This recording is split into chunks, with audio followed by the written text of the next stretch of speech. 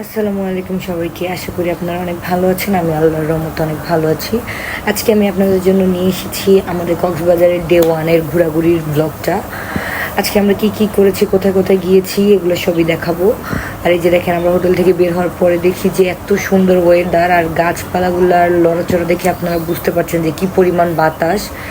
আমরা এখন চলে যাব দুপুরের লাঞ্চ করতে। এই রিসোর্ট থেকে বের হলে এরকম অনেক অটো দেখবেন, তো এই অটো নিয়ে আপনারা যে যে জায়গায় যেতে চান সে জায়গায় চলে যাবেন। আজকে আমরা খাবো হচ্ছে পালঙ্কি রেস্টুরেন্টে।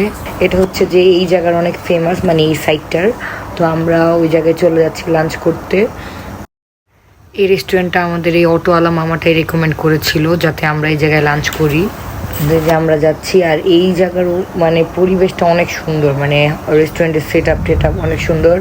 এই জায়গায় হিউজ স্পেস আর অনেক ক্রাউড ছিল, কারণ আমরা যেহেতু উইকেন্ডেতে গিয়েছিলাম, উইকেন্ডেতে অনেক ক্রাউড থাকে কক্সবাজার আমরা জানি।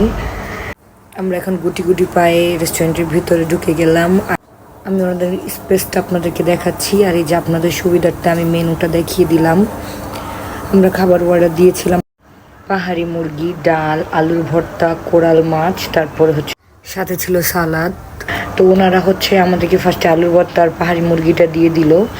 আর এতটুক ডাল নাকি হচ্ছে যে জায়গায় 100 টাকা, মানে এত কম, একজনইও খেতে পারবে না এতটুক ডাল দিয়ে, মানে একজনের জন্য কম হয়ে যাবে। এতটুক ডাল নাকি 100 টাকা, আর বললো যে ঘন ডাল, কিন্তু এই ডালটা এতটাও ঘন না। খাবারের কথা আর কি বলবো, পাহাড়ি মুরগিটা এত শক্ত ছিল যে আপনি ছিঁড়ে খেতে পারবেন না, আর কোরাল মাছটা রান্নাটা একদমই মজা হয়নি।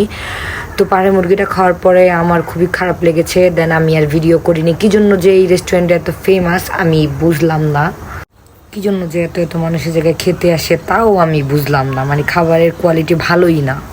আর এই যে আমরা এখন সমুদ্রে তিনজন একটু হাঁটাহাঁটি করছি আর ছোট্ট ছোট্ট ভিডিও করছিলাম। আর আমার মেয়ে মাশাল্লাহ, ও হচ্ছে যে সমুদ্র অনেক পছন্দ করে। এটা ওর second time Cox's Bazar. First time আমরা সুগন্ধা বিচের ওই সাইডে ছিলাম, দেন একটু হাঁটাহাঁটি করে আমরা সুইমিং পুলে চলে এসেছি সুইমিং করতে। আর আমার মেয়ে হচ্ছে পানি অনেক পছন্দ করে, মানে পানি হলে আর ওর কিছুই লাগে না।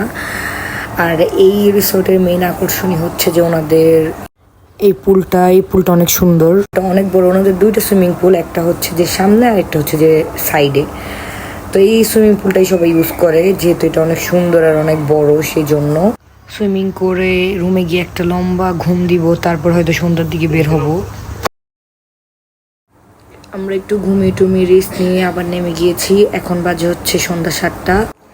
ওনাদের একটা মুভি জোন আছে, আর এই মুভি জোনটা হচ্ছে আপনাদের রুমের সাথে কমপ্লিমেন্টারি, আপনারা দেখতে পারেন এসে, কোনো ফি লাগবে না। আর এর পাশেই হচ্ছে যে একটা গেমিং জোন আছে। আমার মেয়ে তো দেখেই বলছে ওয়াও নাইস, মানে ওইটার মধ্যে ঢুকবে। আর এটা কিন্তু আপনাদের কমপ্লিমেন্টারি না, রুমের সাথে আপনারা কমপ্লিমেন্টারি হিসেবে পাচ্ছেন হচ্ছে বুফে ব্রেকফাস্ট, তারপরে হচ্ছে যে মুভি জোন, সুইমিং পুল আর হচ্ছে জিম। এই তিনটাই আপনারা কমপ্লিমেন্টারি পাচ্ছেন। তো আপনাদের সুবিধার্থে আমি হচ্ছে এই জায়গার প্রাইস লিস্টটা দেখিয়ে দিচ্ছি, মানে কোনটার কি প্রাইস। তো আমরা যেহেতু এখন একটু স্ন্যাক্স খেতে নিচে নেমেছি, আমরা এখন এইসব কোনো রাইটেই উঠবো না। আর আমি যে জিমের কথাটা বললাম, এটাই যে এখন অফ, মেবি আর একটু পরে ওপেন হবে। এই রিসোর্টটা যেহেতু অনেক বড়, এটার মধ্যে 4-5টা রেস্টুরেন্ট আছে। তো সবগুলো রেস্টুরেন্টের মধ্যে আপ্যায়ন রেস্টুরেন্টের খাবার খুবই মজা। আনলাকিলি আমার খাবারের ভিডিওটা ডিলিট হয়ে গিয়েছে, এই জন্য আমি দেখাতে পারছি না। ওইটার খাবার অনেক মজা। আর সুইমিং পুলের পাশে একটা বেবিদের ছোট্ট প্লে জোন আছে, মানে এটাতে যে যখন খুশি তখন উঠতে পারে।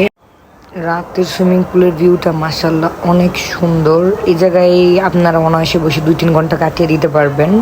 আমরা এখন চলে এসেছি রিসোর্ট থেকে একটু সামনে একটা রেস্টুরেন্টে, আমরা হালকা পাতলা কিছু খাবো।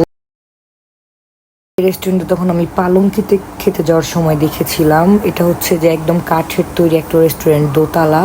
তো সবাই উপরে এসে বসে, কেউ নিচে বসে না।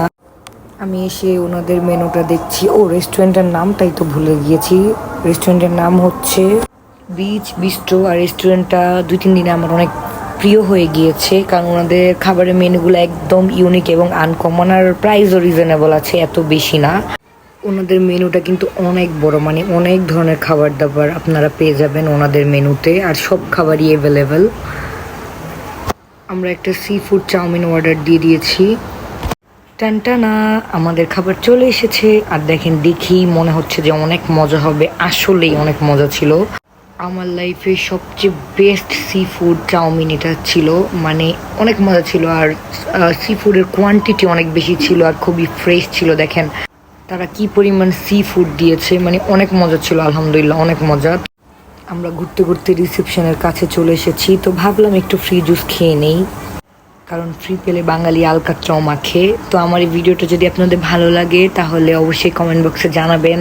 আল্লাহ হাফেজ, সবাই ভালো থাকবেন।